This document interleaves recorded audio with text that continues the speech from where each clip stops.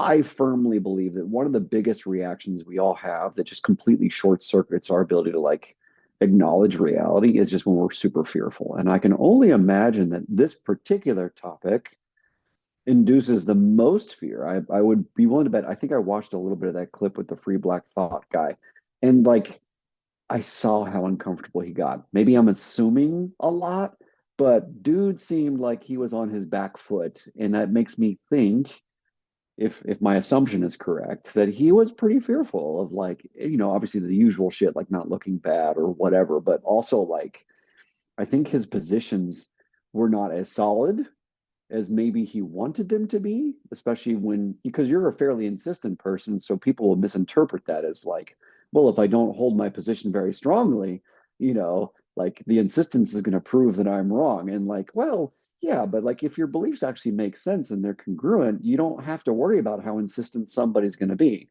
Right. Like, and that's what I observed, at least in that particular conversation when I watched like 3 or 4 minutes of it. But I just think in general, like there's just a fucking lack of humility about like anything, whether it's like our literal safety or any of these social kind of framed topics like race and sexuality. Like I think that most people are just terrified of authentically living, and that's understandable because I don't think we evolved to be as self-reflective as we could be. I think that it's really, this is my opinion, at least. I don't know if this is true from a technical perspective, but I think that the more self-aware you are, the more terrifying it is at first, because unless you've been role modeled or people taught you or you had good luck, right, is the way I would phrase it. Like I've had some good luck. I've had actually a lot of good luck, but one of the particularly important types of good luck I've had in my life is growing up with a guy in recovery, because even though he had lots of faults and is still not a perfect person,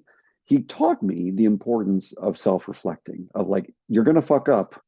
The 12-step perspective has a specific way of looking at fucking up, right? And how you make amends and things like that. But like, I had the good fortune of having a number of people in my life who are like, self-reflection is the only way to freedom, essentially. As uncomfortable and miserable as it is, because it is really miserable when it's like there's this piece of myself that I didn't want to exist, and I'm actually not as pretty as I think I am in this regard. Like that's very miserable. It's a lot of shame in some cases. And so like I've had good experiences walking through that with people who like were willing to not like lambaste me, about some of the stupid shit that I've said and I've done in my life. And I think because of that, I think I'm similar to you in this regard.